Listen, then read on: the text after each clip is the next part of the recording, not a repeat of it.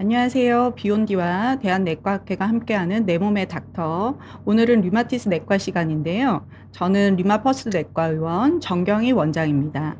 안녕하세요. 송란 원장입니다. 네, 오늘 저희가 준비한 주제는 류마티스 내과에서 관절 초음파가 필요한 이유라는 제목으로 관절 초음파의 활용에 대해서 안내를 해드리고자 합니다. 요즘 류마티스 내과 진료를 보시면 아마 초음파 검사를 대부분 다 받아보셨을 것 같아요. 그래서 이 초음파 검사가 어떤 경우에 어떤 목적으로 활용이 되고 있고, 환자분들이 또 검사실에서 검사를 받으실 때도 미리 이 내용을 한번 보고 보시면 훨씬 더 눈에 이미지들이 잘 들어오실 것 같아서 오늘 이런 주제로 한번 이야기를 나눠보도록 하겠습니다.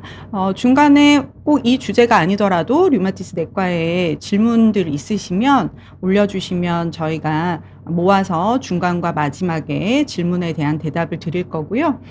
늦은 토요일 늦은 시간에 오늘 라이브로 같이 해주시는 시청자분들께 감사드립니다.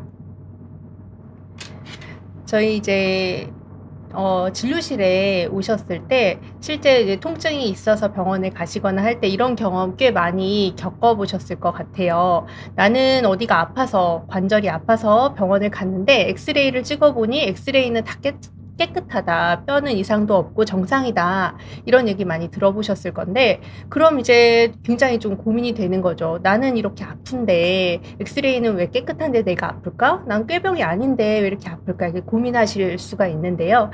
사실은 관절이나 관절 주변에 통증이 있을 때 꼭 뼈에 이상이 있어서만 아픈 것은 아닙니다. 엑스레이가 정상인데 아픈 것은 그 통증의 원인이 뼈가 아닌 다른 데 있기 때문인데요. 관절 주변을 둘러싸고 있는 여러 가지 부드러운 조직들, 뭐 연골이나 인대, 윤활막 이런 데 문제가 생겨서 생기는 통증, 또 여기에 염증이 생겨서 생기는 통증은 엑스레이에서 확인을 할 수가 없습니다. 저희가 이제 관절이 아프다고 오셨을 때 확인하는 것들이 일단 환자가 호소하시는 통증이 관절에 의한 문제가 맞는가이고요. 관절 주변의 구조물, 힘줄이나 인대, 신경 등의 문제는 아닌지, 그리고 관절에 염증이 있는지, 퇴행성 변화인지, 만성적으로 활막에 비후가 있는지, 그리고 통풍이나 석회성 결정이 있는지 등이 되겠습니다. 그래서 지금 말씀드렸던 내용들을 저희가 이제 초음파로 확인을 할 수가 있습니다. 관절이나 관절 주변을 초음파 검사를 통해서 실시간으로 문제가 있는지를 확인할 수가 있는데요. 먼저 초음파로 확인할 수 있는 것들이 어떤 것이 있는지를 살펴보면 관절 안에 염증이 생겨서 관절액이 증가하는 경우 저희가 그것을 확인할 수가 있고요. 또 활막이라고 관절을 둘러싸고 있는 얇은 막이 있는데 염증이 오래되게 되면 이 활막이 이제 증식을 합니다. 두꺼워지는데 그것 역시 초음파로 확인이 가능합니다. 또 염증이 있을 때 그 염증 정도가 어느 정도인지, 굉장히 활발한 염증인지 뭐 만성 염증인지 이런 것은 초음파 안에 있는 도플러라는 어떤 걸 이용해서 저희가 실제로 염증 정도도 확인이 가능하고요. 또 관절이나 관절 주위에 문제가 생길 때 꼭 관절에 문제만 생기는 것이 아니라 주변을 둘러싸고 있는 힘줄에 염증이 생기거나 건초염 같은 게 원인이 될 때도 있는데 그것 역시 저희가 초음파로 확인이 가능합니다. 또 물이 차는 경우도 있거든요. 점액낭염이라든지 어떤 그것 아니라도 어떤 이제 고체 덩어리가 있다든지 이런 것 역시도 초음파로 확인이 가능하고요.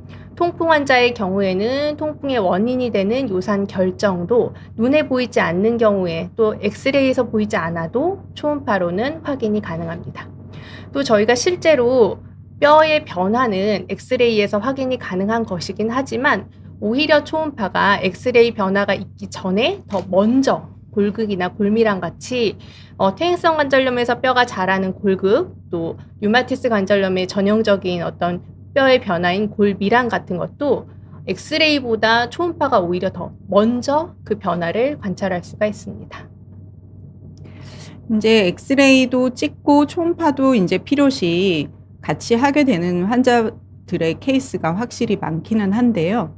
엑스레이와 이제 초음파의 비교를 해보자면 엑스레이는 이제 과거의 흔적, 그리고 관절 초음파는 현재 진행형의 염증으로 크게 말씀을 드릴 수 있습니다. 그래서 사실은 환자가 이제 엑스레이에서 어떤 변화들이 보이지만 그것은 오늘 당장의 통증하고는 좀 거리가 있는 것일 수도 있고요. 그래서 뼈에 어떤 모양이나 골절이 있는지 그리고 변형이 있는지 등을 확인하게 됩니다. 그러니까 엑스레이는 염증성 질환이라 하더라도 과거 염증에 의해서 이루어진 구조적인 변화가 현재 보이는 것이다. 이렇게 보시면 될 것 같고, 관절 초음파의 경우에는 현재 오늘 당장에 힘줄이나 인대의 연골 그리고 이제 물이 찼는지 이런 것이 확인이 가능하고요. 염증의 정도를 볼 수 있는데 간혹 이제 환자분들이 다른 병원에서 엑스레이 찍었고 거기에서 이상이 없다라고 한다 하시면서 엑스레이 검사를 안 하시겠다고 하는 경우들이 이제 있습니다. 그런 경우에 저희가 이제 엑스레이 검사를 그래도 해보시는 게 좋겠다라고 말씀드리는 이유는, 일단은 저희가 이제 구조적인 변화를 밑그림을 알고 있는 것이 매우 중요하고, 거기에 이제 초음파 검사를 같이 했을 때 훨씬 더 저희가 얻을 수 있는 정보의 양이 많습니다. 그래서 지도로 보자면 사실 엑스레이 같은 경우에 가끔 이제 이렇게 설명을 드리는데요. 네이버 지도를 볼 때 큰 도로 그리고 건물 이런 것은 이제 엑스레이에서 보인다라고 하면, 그것이 이제 뭐 오늘 같은 경우에 벚꽃이 화사하게 피었다 아니면 불이 났다 이런 것은 이제 초음파로 오늘의 현상을 볼 수 있는 거죠. 그렇게 조금 다른 목적이 있다라는 것을 아시면 좋겠습니다. 그래서 실제로 초음파 검사를 했을 때 어떤 식으로 보이는지를 한번 저희가 예를 들어서 조금 보여드리려고 영상 몇 가지를 좀 가지고 왔어요. 일단은 통풍이 있을 때 요산이 많이 쌓이면 이렇게 덩어리가 지는 요산 결절이 초음파에서 관찰이 가능한데요. 이거는 꽤 많이 결절이 생기더라도 엑스레이에서는 관찰이 안 되는 경우가 많습니다. 이렇게 하얀색으로 반짝반짝 빛나는 요산 덩어리들이 관절 내에 이렇게 침착되어 있는 것을 초음파로 확인이 가능하고요. 요산 결절이 있느냐 없느냐는 저희가 환자의 치료 방향을 결정하는 데 굉장히 결정적인 역할을 합니다. 그래서 결절을 꼭 확인하고 있고요. 류마티스 관절염이 있는 환자의 관절을 이렇게 초음파로 들여다보면 뼈 사이에 있는 관절에 이렇게 까맣게 염증이 자라나온 것을 볼 수가 있습니다. 이거를 저희가 활막 증식이라고 하고요. 활막 증식이 있는 경우 이렇게 도플러라는 검사 기법을 딱 도입을 하면 안에서 이 염증이 굉장히 활발하게 일어나는 경우에는 이렇게 반짝반짝 불이 나는 것처럼 관찰이 됩니다. 그러면 이 염증이 오래된 염증이 아니라 지금 현재 굉장히 활발한 염증이구나, 이걸 저희가 알 수가 있어서 이것 역시 약을 증가시키거나 뭔가 치료의 방향을 설정하는데 굉장히 결정적인 역할을 하게 됩니다. 그 어깨 아프신 분들 또 MRI로 이런 거 확인이 가능한데, MRI만큼 초음파가 굉장히 민감하게 문제를 잡아낼 수가 있습니다. 이거는 이제 회전근개라고 하는 어깨를 둘러싸고 있는 힘줄 중에 한 가지인데 거기가 완전히 파열된 그런 소견입니다. 원래는 이게 다 연결이 이렇게 되어 있어야 되는데 염증으로 인해서 여기 물도 좀 차 있고 보면 이렇게 끊어져 있는 것을 확인하실 수가 있죠. 이 사이 공간을. 그래서 이렇게 회전근개 파열 역시 초음파로 저희가 확인이 가능하고, 어깨 같은 경우는 더군다나 어깨를 움직이면서 저희가 실시간으로 관찰이 가능하기 때문에 조금 더 정확한 정보를 얻을 수가 있습니다. 또 저희 이제 염증성 관절염, 뭐 대표적으로 류마티스 관절염이나 통풍 같은 염증성 관절염은 단순히 관절이 아픈 게 문제가 아니라 이렇게 안에 염증으로 인해서 물이 차는 경우가 있습니다. 이런 관절액도 저희가 초음파로 관찰이 가능하고, 필요하다면 초음파를 이용해서 이 물을 뽑아서 검사를 하기도 합니다. 또 베이컨 낭종이라고 하는 게 있는데요. 이거는 퇴행성 관절염이든 류마티스 관절염이든 무릎에 물이 많이 차는 경우에 이 물이 뒤쪽, 오금 쪽으로 앞쪽의 압력에 의해서 뒤로 차면서 이렇게 물주머니를 형성하는 경우가 있어요. 이게 베이컨 항종이 엄청나게 커지면 손으로 그냥 이렇게 촉진을 해서도 저희가 알 수가 있지만, 이제 막 튀어나오지 않는 정도의 물이 차는 것은 사실 환자 증상이 있을 때 촉진을 해봐도 좀 애매한 경우가 있습니다. 이럴 때 저희가 초음파 검사를 하면 확실하게 베이컨 항종이 있는지 여부를 알 수가 있습니다. 또 이런 관절 내의 문제뿐 아니라 신경도 저희가 초음파로 관찰이 가능한데요. 손목 터널 증후군이라고 많이 들어보셨을 거예요. 이게 중앙 손목 중앙으로 지나가는 정중신경이 눌려서 생기는, 그래서 손가락 끝에 통증이나 저림 같은 걸 유발하는 그런 병인데, 그 병을 진단하는 방법으로도 초음파를 이용하게 됩니다. 그래서 초음파로 봤을 때 이런 신경이 실질적으로 눌려 있거나 부어 있는 것을 저희가 확인할 수가 있겠습니다. 그리고 이제 관절 초음파가 저희 이제 의사 입장에서 매우 큰 도움을 주는 것 중에 하나가 시술 시에 많은 도움을 얻고 있습니다. 그래서 아까 말씀하신 베이커 낭종, 무릎 뒤쪽 오금이 부어서 오는 환자의 경우 베이커 낭종을 보고 이제 이렇게 이제 니드 주사기를 넣어서 물을 빼고 주사를 넣게 되면 이제 정확하게 들어가게 되겠고요. 그리고 이제 관절 초음파, 사실 어깨 관절을 볼 때 관절 초음파가 거의 뭐 저희가 어깨 같은 경우에 이제 꽂히다 초음파의 활용도가 정말 높은 부위인데요. 이렇게 이제 MRI에서 얻을 수 있는 정보들도 많이 있지만 MRI는 실시간 보면서 저희가 주사를 하기는 어렵습니다. 그래서 이제 관절 초음파를 보면서 이런 점액낭에 주사를 정확하게 해드릴 수 있고, 이런 경우에 환자들이 정말 통증이 심해서 오시는데 다음날 되면은 바로 이제 증상의 호전을 보인다라고 하시거든요. 그래서 저희는 이런 초음파를 류마티스 내과 의사한테는 초음파가 제2의 청진기다라고 얘기를 하고 있습니다. 제2의 청진기다라고 부르는 이유가 여기에 이제 나열한 여러 가지 이유들 때문인데요. 1번은 이제 통증의 원인 감별. 이 통증이 실제 관절의 문제냐, 힘줄의 문제냐, 아니면 점액낭염처럼 이렇게 물이 찬 거냐, 신경이 눌린 거냐, 이런 걸 감별하는데 굉장히 많은 도움을 주고요. 실제 질환이 진단된 상태에서 예를 들면 류마티스 관절염 같은 경우는 진단에도 도움이 되지만 실제 이 병의 활성도, 얼마나 지금 활발하게 병이 진행되고 있는지를 확인하는 데도 굉장히 도움이 되고, 처음에 말씀드린 것처럼 뼈가 녹는 골밀한, 이것도 엑스레이보다 오히려 초음파를 통해서 빨리 저희가 발견할 수 있습니다. 또 통풍 결절 유무도 확인할 수가 있는데요. 이게 왜 중요하냐?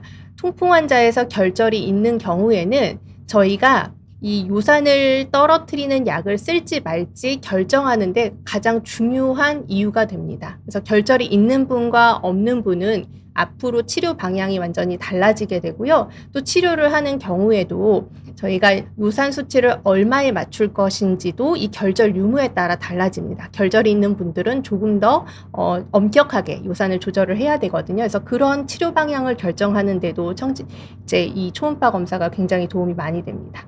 강직성 척추염이라고 하는 건 척추 관절에 문제가 생기는 경우인데요. 이 강직성 척추염 역시 말초 관절염이 생기는 경우도 있고, 뭐 아킬레스 건염이나 족저근막염 같은 부착부에 염증이 생기는 경우도 있습니다. 그래서 저희가 실제 통증이 있는 경우에 거기에 염증 정도가 어느 정도인지, 또 주사 치료가 필요할지 결정하는데도 초음파가 도움이 됩니다.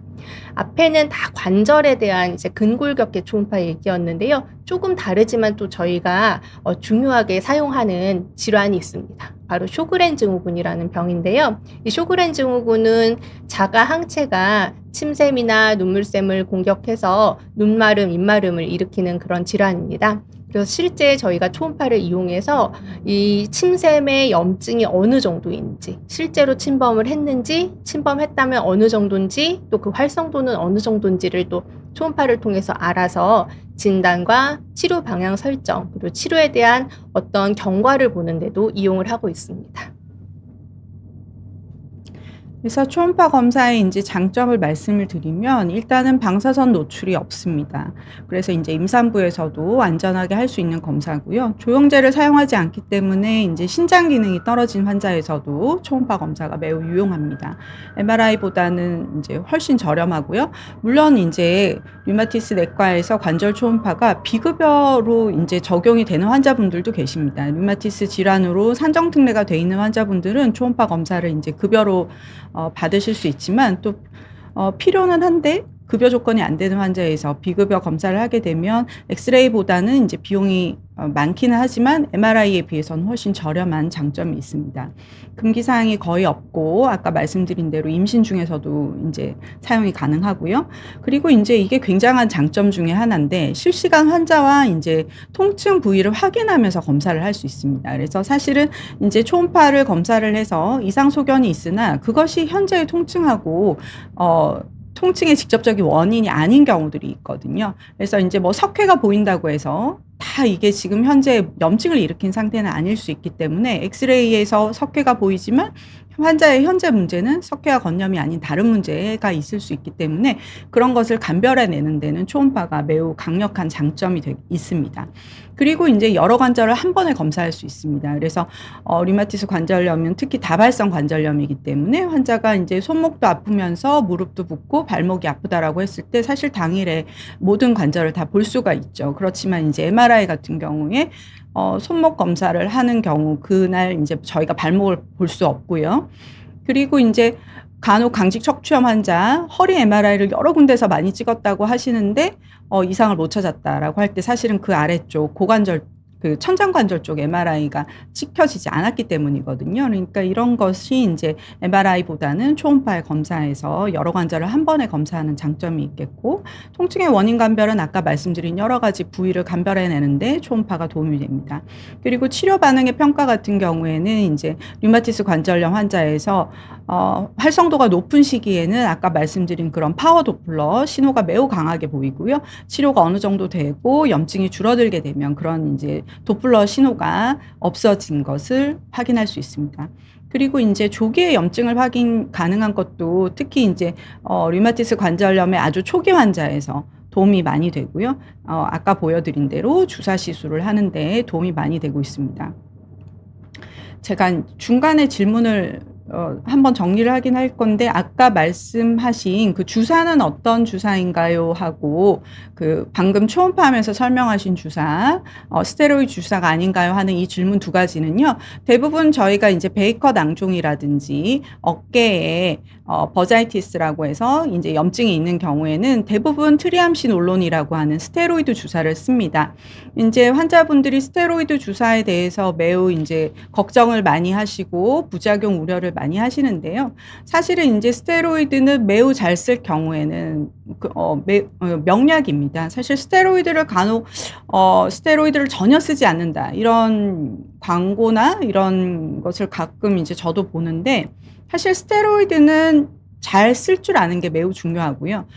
과도하게 남용하는 것이 문제이지 염증이 꼭 필요한 환자에서 염증을 매우 이제 빠르게 강하게 줄일 수 있기 때문에 저희가 이제 불을 끈다라고 생각을 하면 사실 이제 산불이 났을 때 뭐 소방차 아니면 소방 헬기 이런 것이 와줘야 되는데, 그것이 왔을 때 여러 가지 비용이라든지 뭐 소방 헬기 사고의 위험이라든지 이런 것을 걱정해서 산불을 저희가 계속 양동이 정도로 끄겠다라고 하면 산을 다 태울 수밖에 없잖아요. 그러니까 스테로이드 주사는 꼭 필요할 때 필요한 만큼 쓰는 것은 중요하다라고 이렇게 생각을 하시면 좋겠습니다. 그러나 이제 계속 반복적인 주사를 한다든지 이 병원에서 하시고 또 그 병원에서 하셨다는 정보를 알려주지 않고 다른 병원에 가셔서 또 스테로이드 주사를 맞는다든지 이럴 경우에는 합병증을 주의하셔야 되겠습니다. 그리고 다음 강의 내용을 우선 하고 질문을 저희가 한 번에 받도록 하겠습니다. 그래서 저희는 이런 경우에 이제 초음파 검사를 해보자고 말씀을 드리는데요. 제일 중요한 거, 일단 관절이 부었는데 원인을 찾아야 될 때 초음파 검사를 원인을 감별하기 위해서 이제 검사를 권유를 드리고요. 또 류마티스 관절염이 의심될 때도 진단을 위해서 초음파 검사를 권하고 있습니다. 통풍이 의심될 때는 저희가 이제 결절 유무, 그러니까 통풍을 진단하기 위한 것도 있지만 통풍 결절이 있는지를 확인하기 위해서 초음파 검사를 하게 되고요. 뭐 비슷한 얘기긴 한데 이게 통증이긴 통증인데 관절통인지 힘줄의 염증인지 뭐 다른 점액낭염인지 이걸 감별하기 위해서도 초음파 검사를 하게 됩니다. 손목 터널 증후군 같이 신경에 문제가 있는 걸 확인하기 위해서거나 뭐 엘보우라고 얘기를 많이 하죠. 우리가 상과염이 있을 때도 그 정도가 어느 정도인지 몫이 찢어지진 않았는지 확인하기 위해서 검사를 하게 되고요. 쇼그렌 증후군이 의심될 때도 침샘 침범이 어느 정도인지 확인하기 위해서 또 진단을 위해서 하게 됩니다.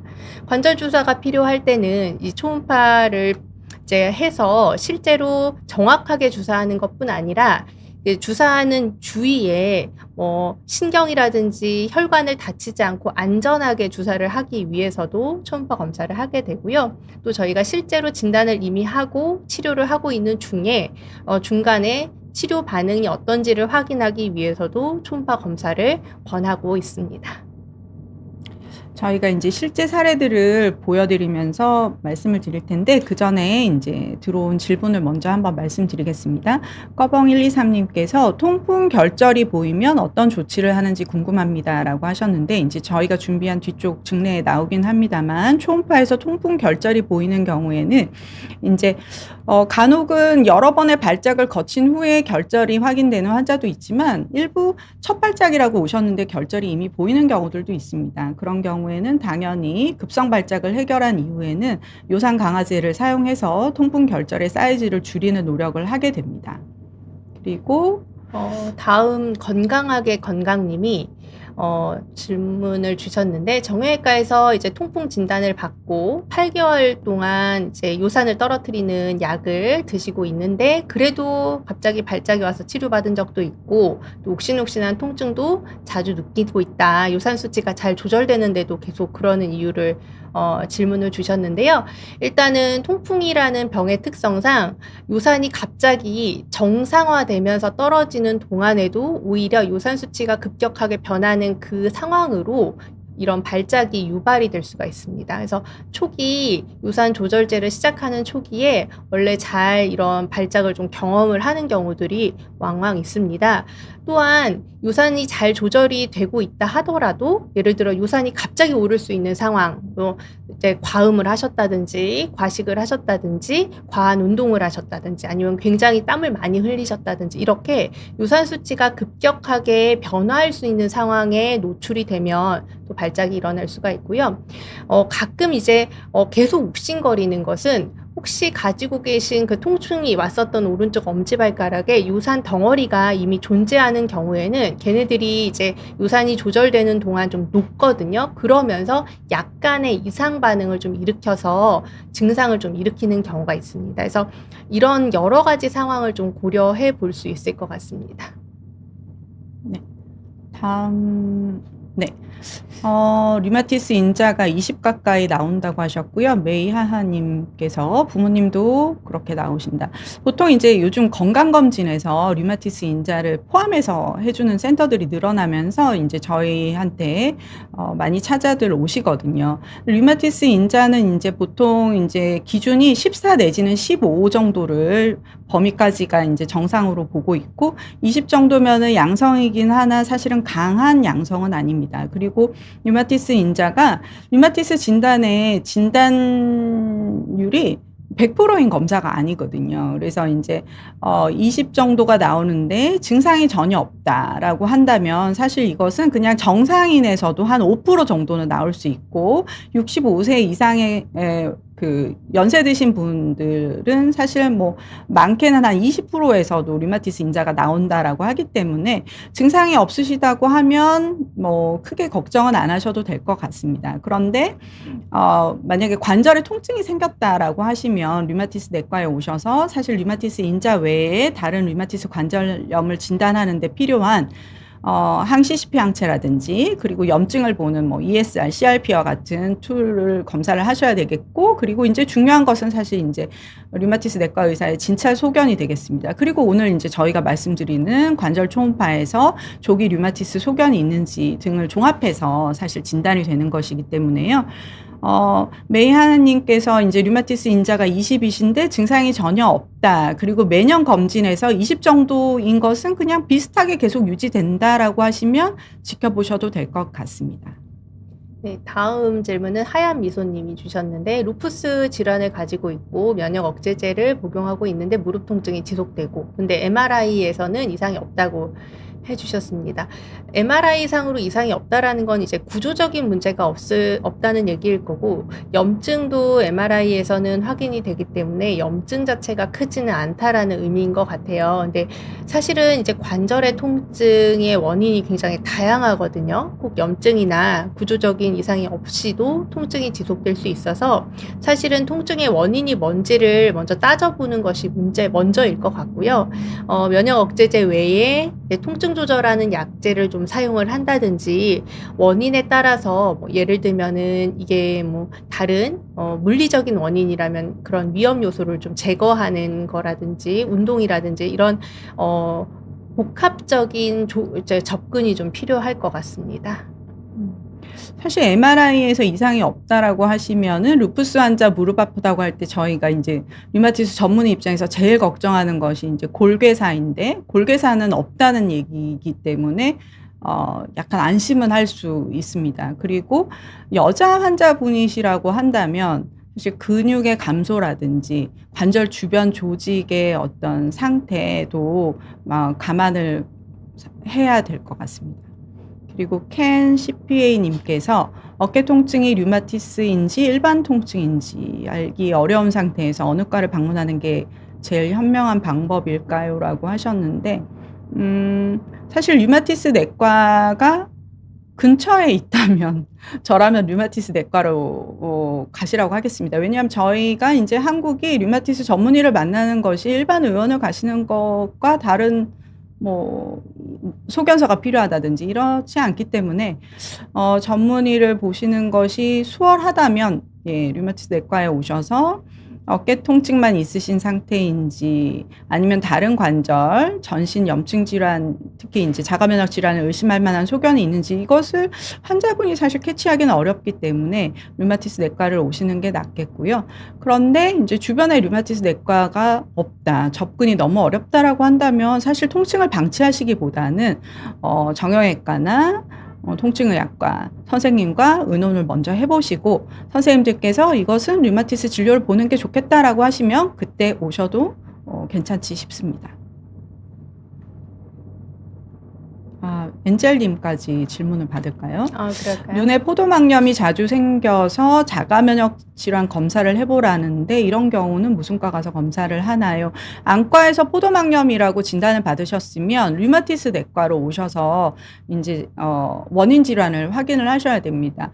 많은 이제 저희가 보는 질환 중에 아까 이제 척추관절병증이라고 했던 강직 척추염 환자들이 일단 포도막염 동반이 상당히 있는 편이고요. 그리고 이제 구내염이라든지 뭐 성기궤양이 있는 환자에서 오는 포도막염이라고 한다면 베체트병을 의심할 수 있겠습니다. 그리고 그 외에 이제 자가면역 질환에서도 포도막염 동반이 될 수 있기 때문에 이런 이제 엔젤님이 물어보신 경우에는 류마티스 내과에서 검사를 하셔야 되고, 저희가 이제 포도막염 환자에서 가장 많이 보는 것은 강직 척추염, 그리고 뭐 건선이 있는 환자, 건선관절염, 베체트병 등이 되겠습니다. 그리고 또 한 가지, 갑상선 기능 저하증이 자가 면역 질환인가요? 항진증이나 결절은 아닌가요? 하셨는데, 갑상선 기능 저하증인 경우에는 전신 자가 면역 질환이 있으면서 갑상선 기능 저하증이 오는 환자도 있고요. 갑상선만, 그러니까 저희가 이제 전신 이런 시스테믹한 것이 아니라 이런 이제 장기에 한정된 오간 스페시픽하다고 하는데 그런 환자분들도 계십니다. 그러니까 전신 자가 면역 질환에서 동반된 갑상선 기능 저하라고 한다면 갑상선을 조절하면서 전신 질환을 같이 치료를 하셔야 되는 거고요. 그런 것이 아니고 갑상선만 항진이나 저하가 있다라고 한다면 갑상선 내분비 내과에서 약물 조절을 하시면 되겠습니다. 그리고 저희가 이제 초음파 검사의 사례들을 좀 말씀드리고 또 모아서 질문을 말씀드리겠습니다. 네, 저희가 이제 사례를 8가지를 준비를 했고요.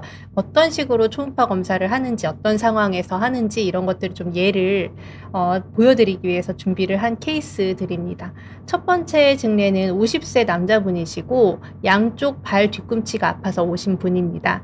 실제 4년 전부터 발 뒤꿈치 통증이 있었는데 처음에 이제 가신 병원에서 혈액 검사했더니 요산이 높아서 통풍으로 진단받고 치료를 하셨습니다.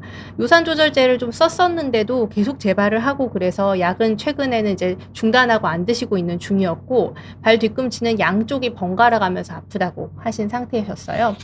나중에 나온 검사 결과긴 하지만 요산 수치가 실제로 많이 높기는 하셨습니다. 그런데 저희가 이제 주목한 것 중에 하나는 염증 수치가 올라간 게 만성 염증 수치가 정상보다 많이 증가되어 있었고 오히려 급성 염증 수치는 정상이었다는 거예요. 저희가 사실 통풍 같은 경우는 급성 염증성 관절염이기 때문에 급성 염증 수치가 오르는 경우는 흔한데 만성 염증 수치가 오르는 경우는 그렇게 흔하지는 않습니다. 금방 염증이 이제 있다가 사라지기 때문에.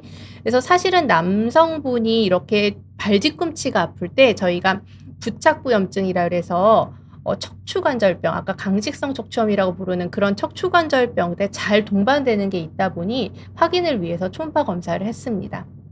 원래 통풍이 이렇게 오래되고 치료가 잘 안 되는 경우라면 대개는 이렇게 그 발 뒤꿈치를 봤을 때 요산 덩어리, 요산 결절이 보이는 경우가 좀 흔한데요. 이분 같은 경우는 아킬레스건이 굉장히 부어 있었고 아킬레스건이 이 발 뒤꿈치 뼈에 달라붙는 위치에 이렇게 오래된 염증이 관찰이 되고 있었습니다. 그래서 오히려 그리고 염증도 아직도 이쪽에 이렇게 도플러를 댔을 때 염증이 활발한 염증이 있는 것으로 보여서 이것은 만성적으로 아킬레스 건염과 이런 염증이 동반되는 척추관절병이 오히려 의심이 된다 하고 환자분에게 여러 가지를 여쭤봤더니 실제로 오랫동안 요통이나 골반 통증도 느끼고 있는 분이셨습니다. 그래서 엑스레이를 찍어보니 여기에 천장관절에 천장관절염이 좀 만성 천장관절염이 있는 것이 확인돼서 이분은 최종적으로 강직성 척추염을 진단을 받았던 케이스입니다. 그래서 실제 좀 혼동할 수 있는 통풍하고도 혼동될 수 있는 충분히 오해할 수 있는 상황이셨거든요. 그래서 혼동할 수 있는 질환의 이런 감별 진단에 초음파가 결정적으로 도움이 됐던 그런 케이스를 보여드렸습니다. 네. 두 번째 환자의 경우에는 이제 32세 여성 환자분이신데 이제 임산부셨거든요. 근데 이 환자가 왼쪽 엄지발가락이 아파서 오셨는데 엄지발가락 통증의 특징이 이제 다치신 건 아니셨고 그런데 이틀 전부터 자다 깰 정도의 극심한 통증과 부종으로 내원을 하셨습니다. 염증 수치가 올라가 있었고 이제 증상이 매우 급성으로 생겼고 생긴 엄지발가락 한 개에 생긴 이제 단관절염이셨고요.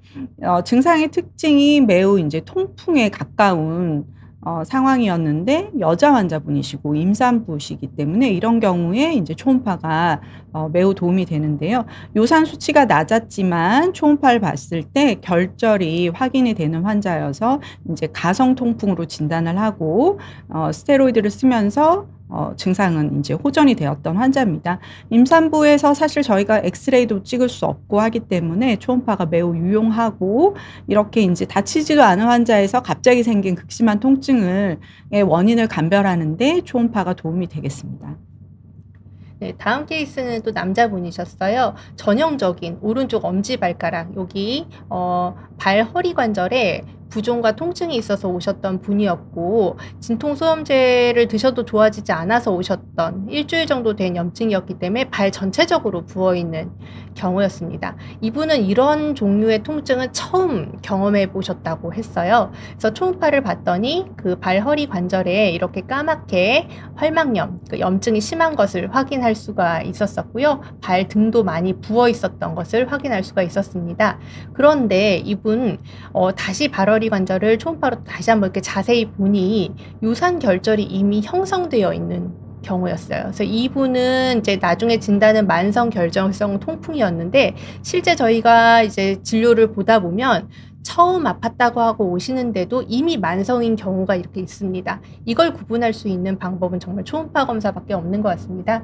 이게 중요한 이유는 이제 이렇게 결절이 이미 확인이 되면 이번 염증을 조절한 후에 이분은 만성적으로 요산 저하 치료를 하셔야 됩니다. 그리고 요산 저하제 치료를 하면서 저희가 기준을 두는데 기준 역시 결절이 없는 분과 있는 분이 달라요. 있게 되면 조금 더 저희가 엄격하게 광산을 조절하거든요. 그래서 저희가 통풍을 진단을 한다 하더라도 이게 어느 정도 진행된 경우인지, 만성인지 그렇지 않은지 이런 것도 파악하고 또 치료 방향을 설정하는데 초음파가 매우 핵심적인 도구가 되겠습니다. 다음 환자분은 이제 70세 남자 환자분이셨고 엄지손가락이 붓고 아파서 오셨는데요. 이분도 이제 다치신 건 아니셨고 나흘 전부터 갑자기 엄지가 붓고 아프다고 오셨습니다. 발가락이나 발목 통증은 없었다라고 하셨고요. 요산이 이제 높은 고요산 혈증인 것은 이제 2년 전 건강검진에서 요산이 8.3으로 높았다라고 하셨고, 3개월 전 검사에서는 6.6이었다고 하셨습니다. 그리고 이제 가족력이 있으셨고요. 아버님, 그리고 형님이 통풍인 가족력이 있으셨어요. 근데 이 환자 같은 경우에도 손가락 하나에 단관절염이시고 급성관절염이신데 손이기 때문에 사실 진단이 어려울 수 있습니다. 발가락이 엄지발가락이라고 하면 저희가 통풍을 제일 먼저 환자분들이 오히려 통풍인 것 같아요라고 많이들 오시거든요. 근데 이제 엄지손가락이기 때문에 진단이 어려울 수 있었는데 이 환자도 초음파에서 이제 관절의 결절 엄지손가락 관절에 결절이 이렇게 확인이 되는 만성 결절성 통풍으로 진단이 되셨거든요. 그러니까 사실 이제 손가락 통증인 경우에 사실 감별 진단을 하는 데 있어서 퇴행성 관절염, 그러니까 퇴행성 관절염도 염증이 동반되는 환자들이 있으시거든요. 이런 경우, 그리고 이제 류마티스 관절염, 그리고 아까 강직성 척추염도 손가락 염증이 올 수 있습니다. 그리고 베체트, 그리고 이런 결절성 질환. 그래서 이런 것들을 사실 감별하는 데 있어서 관절 초음파가 많은 도움이 되겠습니다. 다섯 번째 케이스는 77세 남자분이셨고 굉장히 여러 군데 관절이 아파서 오셨습니다. 5개월 전부터 양쪽 어깨가 아파서 당연히 이제 좀 많이 써서 아픈가 보다 하고 사실 어깨도 회전근개 증후군으로 치료를 받고 계신 중이었고 2달 전부터는 그런데 오른쪽 손목이 아팠고 최근에는 이제 손가락까지 아프다 보니 또 치료 중에도 계속 통증이 지속되다 보니 저희 병원을 방문을 하셨습니다. 저희가 이런 경우 사실은 이제 류마티스 관절염이 이렇게 여러 군데 관절이 동시에 아픈 질환이니 의심을 해봐야 하긴 하지만 연세가 이제 60이 넘고 남성분이시다 보니 보통 류마티스 관절염은 40, 50대 여성에서 많이 생기는 질환이다 보니 조금 진단이 늦어지는 경우가 있습니다. 당연히 퇴행성 관절염이나 과사형으로 인한 관절염으로 생각이 되는 경우들이 있거든요. 그래서 저희가 사실은 이런 경우에 류마티스 인자나 뭐 이런 항CCP 항체 같이 류마티스 관절염에 필요한 검사들을 진행을 하지만 이 검사 결과가 나오는데 물리적인 시간이 필요합니다. 그래서 지금 당장 통증이 있는 분에서 약을 일단 어떻게 쓸지를 결정하기 위해서 초음파 검사를 했습니다. 손목을 보았는데 손목에 그냥 일반적으로 많이 써서 또는 퇴행성 관절염에서 보이는 것이 아닌 만성 활막이 증식된 활막염이 확인이 되었고 도플러를 대보니 이렇게 불이 나는 굉장히 지금 활발한 염증이 있는 관절염이 확인이 됐습니다. 그래서 저희는 사실은 엑스레이는 깨끗했지만 처음에 보여드린 것처럼 엑스레이에서 뼈에는 문제가 없었지만 관절 안에 이런 심한 염증이 확인이 되었고 제가 사진은 보여드리지 않았지만 이분 뭐 손가락, 어깨에도 비슷한 염증이 다 확인이 이제 다발성으로 있었기 때문에 검사 결과가 나오기 전에도 류마티스 관절염을 좀 의심하는 상태였었고요. 나중에 검사 결과를 보니 실제 만성염증, 급성염증 모두 증가돼 있었고 류마티스 관절염과 연관도가 높은 항CCP 항체가 양성으로 돼서 류마티스 관절염을 진단을 할 수 있었던 환자입니다. 그래서 이런 경우에 저희가 의심하고 혈액 검사를 하는데 또 먼저 빨리 약을 쓰는데 이런 조기 진단에 이런 초음파가 많은 도움이 되고 있습니다. 네. 다음 증례는 이제 38세 여자 환자분이셨고 왼쪽 손목 통증으로 오셨습니다. 한 6개월 전부터 통증이 시작이 됐는데 좋아졌다 나빠졌다를 반복했다라고 하셨고요. 2달 전부터는 이제 붓고 통증이 점점 심해져서 오셨는데 이 환자의 경우에는 관절 초음파에 어떤 도움을 받았냐 하면은 이 환자는 이제 류마티스 관절염 검사 소견이 류마티스 관절염에 합당하여 이제 진찰 소견과 검사를 종합해서 진단은 했는데요. 엑스레이에서는 이상 소견이 보이지 않았습니다. 그런데 초음파를 봤더니 이미 뼈에 미란이라고 해서 이 뼈에 이 콜텍스라고 하는 것이 조직이 끊어진 그러니까 연속성이 없이 이렇게 끊어지는 미란의 변화가 이미 생겨 있는 환자분이셨거든요. 그래서 사실 이제 6개월 전에 시작이 되셨고 심해진 것도 2달밖에는 안 되셨으나 미란이 이미 생겨 있기 때문에 항류마티스 약제를 쓰는 데 있어서 저희가 조금 더 적극적인 치료를 선택하게 되는 지표가 되겠습니다. 그래서 조기에 진단도 되고 진행 정도를 확인하는데도 엑스레이보다 앞서서 초음파가 도움을 줄 수 있겠습니다. 다음 케이스는 47세 여자분이시고, 양쪽 손가락이 아파서 오셨어요. 그래서 통증의 양상을 여쭤보니, 손가락이 최근에 너무 붓고 잘 굽혀지지 않고 아침에 더 심하고 마디마디 다 뻐근하다. 이 증상만 들어봤을 때는 너무 전형적인 류마티스 관절염 초기 증상으로 생각이 드는 환자였습니다. 그래서 초음파 검사를 해보았는데, 앞서서 그 류마티스 관절염 환자의 초음파와는 다르게 관절 내에 활막 증식이 없었어요. 없고 뭐가 문제였느냐? 손을 이루는 손의 움직임을 도와주는 그런 힘줄에 저희가 건초라고 하는데 힘줄을 싸고 있는 곳에 오히려 물이 차 있는 건초염이 확인됐습니다. 굉장히 심각한 건초염이었고 이런 경우 사실 증상이 류마티스 관절염과 증상만 가지고는 구분이 어렵습니다. 그래서 이 환자분 실제 과거력에 당뇨가 있었는데 잘 조절되지 않는 중이었었고요. 그래서 당뇨가 조절되지 않고 좀 오래 있는 경우 당뇨관절병이라는 것이 합병증으로 생길 수 있는데 이게 실제 건초염의 형태로 나타나는 경우가 왕왕 있습니다. 실제 이 환자분은 검사도 진행을 하기는 했었는데 류마티스 관절염은 아니셨고 당뇨 관절병으로 인한 손가락 건초염이었습니다. 그래서 저희가 마치 염증성 다발성 관절염처럼 보이는 그런 증상이 있을 때 이게 실제로 관절염이 아닌 건초염이다, 아니면 힘줄이 아닌 인대의 문제다, 이런 것들을 관별하는 데에도 초음파가 굉장히 큰 도움이 되고 있습니다. 마지막 증례입니다. 30세 남자 환자분이셨고요. 왼쪽 엄지발가락 통증으로 이제 통풍을 진단받고 치료 중인 환자입니다. 이분은 이제 처음에 2018년도에 통풍을 진단을 받으셨고 약을 드시다가 이제 중단을 하셨는데 발작이 너무 자주 생기니까 2023년도에 이제 저희 병원에 오셨고요. 초음파 검사를 했을 때 2023년도 왼쪽 엄지발가락에 이런 통풍 결절과 뼈에 미란이 관찰이 되는 환자분이셨습니다. 근데 이제 2023년도부터는 매우 열심히 약을 잘 드셔주셨고 요산 강화제도 꾸준히 잘 유지를 해온 상태셔서 저희가 요산을 이제 6 미만으로 충분히 조절을 했고요.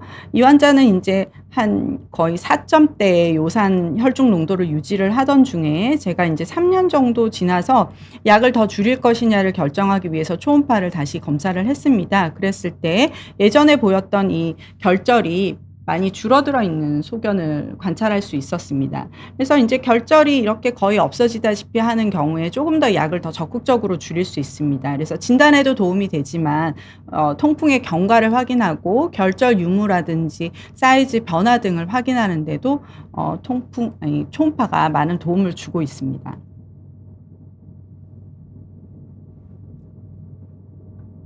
요약을 하고 그래서 질문을 저희가 마저 이제 할까요?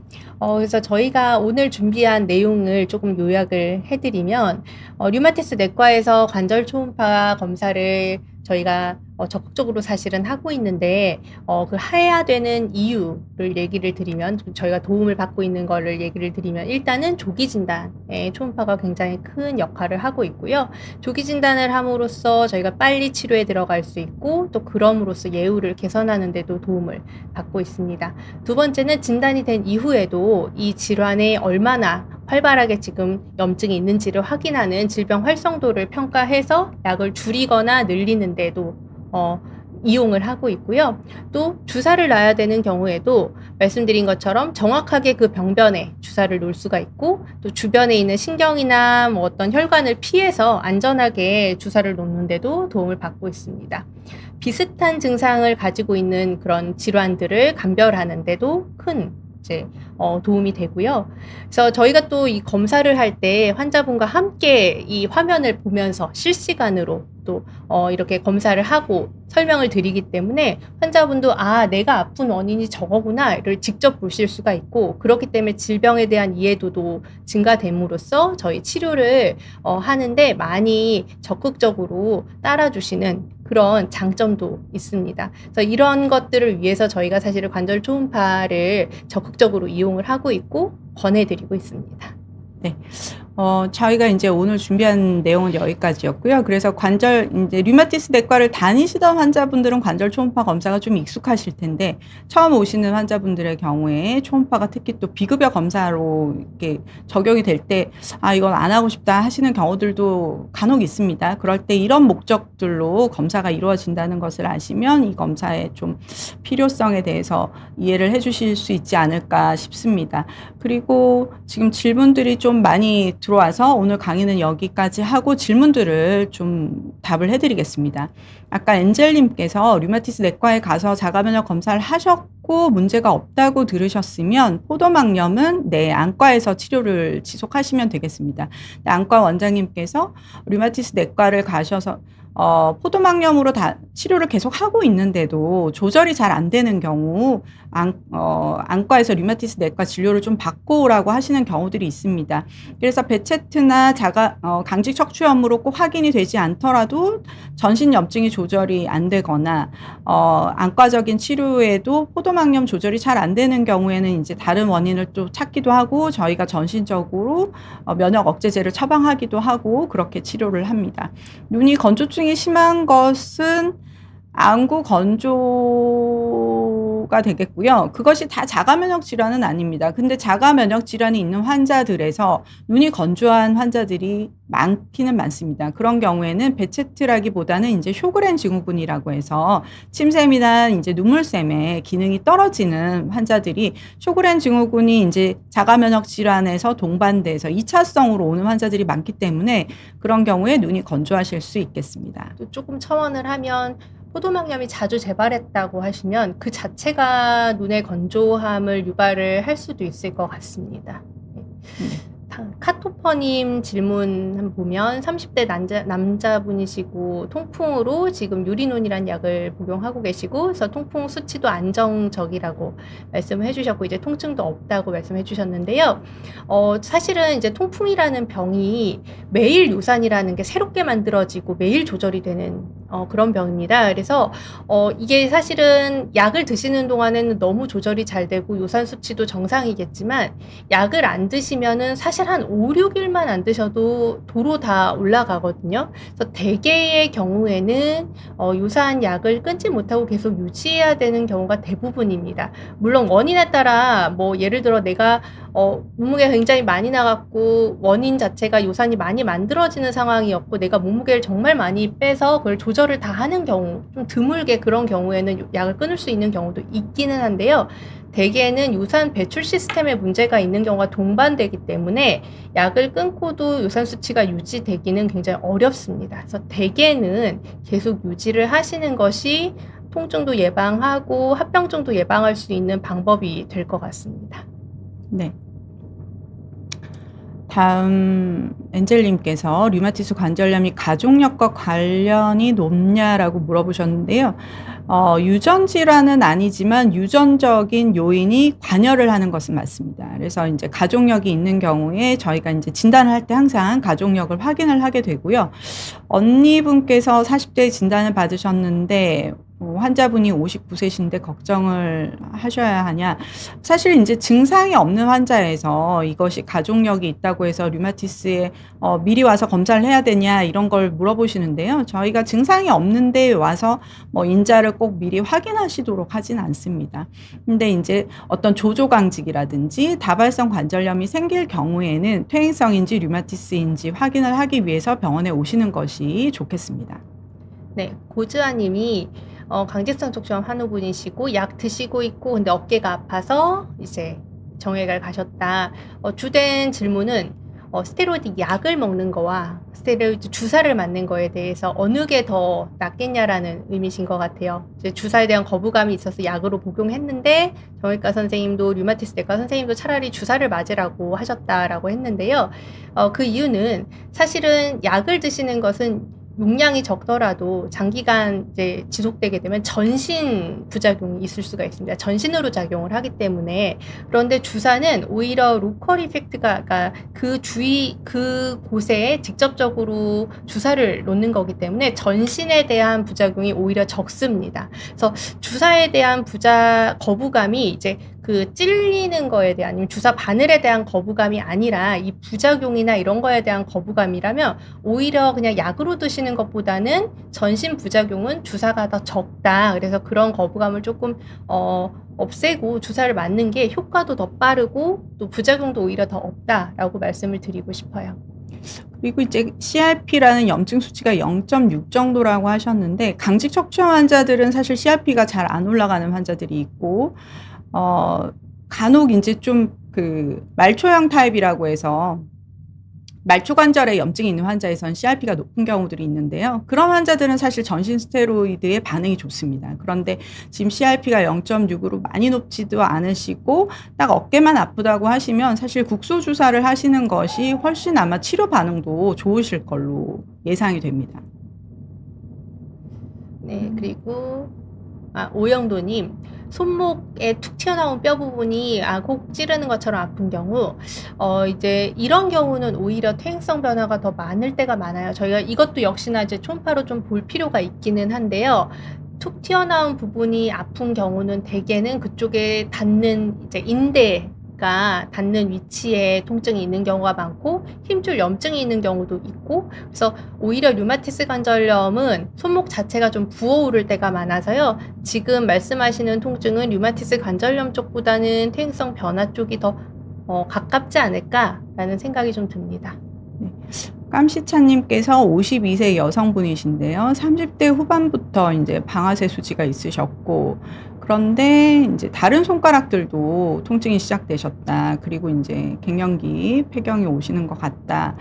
어느 병원으로 가야 할지 고민이라고 하셨는데요. 사실 이제 중년 여성의 손가락 통증의 경우에 류마티스 질환이냐, 아니면 이렇게 호르몬 변화에 의한 것이냐, 퇴행성 관절염이냐, 이것을 감별하는 것이 사실은 매우 중요하면서도 어렵습니다.